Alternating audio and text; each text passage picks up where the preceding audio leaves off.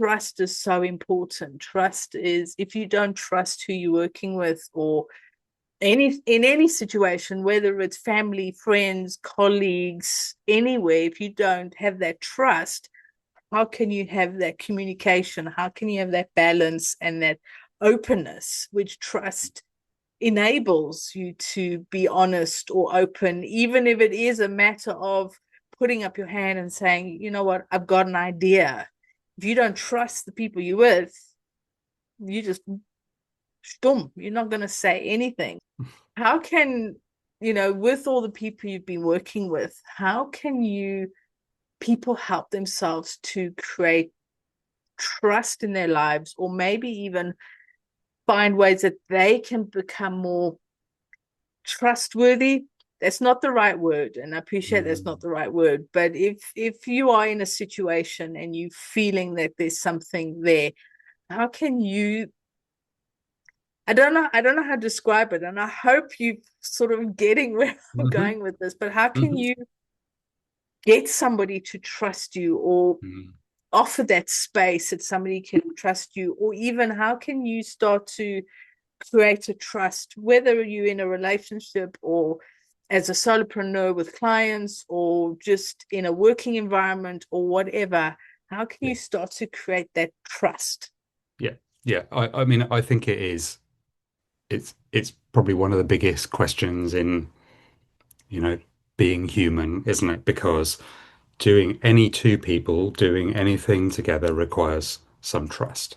And you can see, in the world around us, what the lack of trust creates at a global scale. Like it's pretty horrific what can happen. And if you bring it just closer to home, the where that kind of trust exists, it's where joyful communities exist. It's where good stuff gets done. It's where people come home from work feeling like I got stuff done, as opposed to like I spent all day in meetings and I don't feel like I've got anywhere. I've still got all my work to do. Have you ever heard that before? Of like, I spent my whole day at work and I get home and I still have to do the work. I hear it so often. Like, one of the challenges I think of corporate life. The I'm sure you both know Brene Brown, who has done such amazing work over a huge career, and I just think she is absolutely awesome. But some of her early work in vulnerability, really where the whole thing started for her, and everything has built on top of that, is that the way in which trust is created is through some level of personal risk that you take to show that you are able to be vulnerable. That's the way in which trust is created. So I think there's this idea that maybe like an insight is not the same as a feeling. So somebody saying, vulnerability is the key to trust and putting it on a slide and saying at a team meeting, now I'm going to be very vulnerable and I'd like you to be vulnerable as well. And I can imagine, Natalie, inside your head, you're like, I'm not going to say a thing. And I can see that. It's like, yep, nope. Because what people will often see is, I've been here for X years, I've seen people try and be vulnerable, and what's happened to them has not been good. And so I'm not going to do that.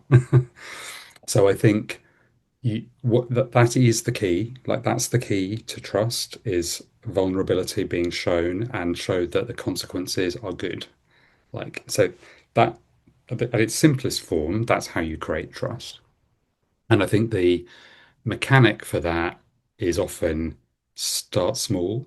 Like so don't start with you know now I'm going to ask everyone to share their most traumatic childhood memory. Like let's go around the circle and share. Come on. Or what was your biggest failure at work? Share. I think that those things may come from a place of good intention, but the reality is you have to start somewhere. In reality, anybody can start that. I'm a firm believer that everybody can be the leader, like everybody can be the person leading by example.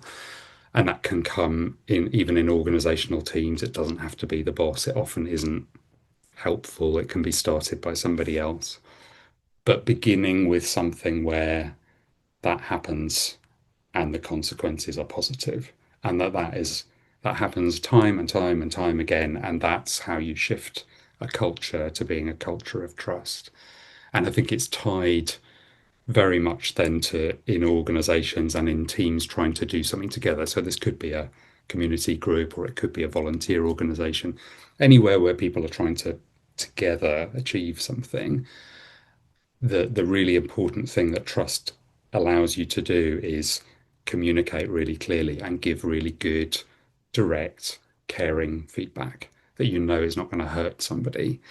So that, if there's one of my top topics, if I have a topic, is this idea of feedback. So once you have the trust, you can be giving feedback really directly. And I have seen teams where they're so good at giving and receiving feedback. It's so unemotional. It's very simple. It's like dealing with a whole load of Dutch people.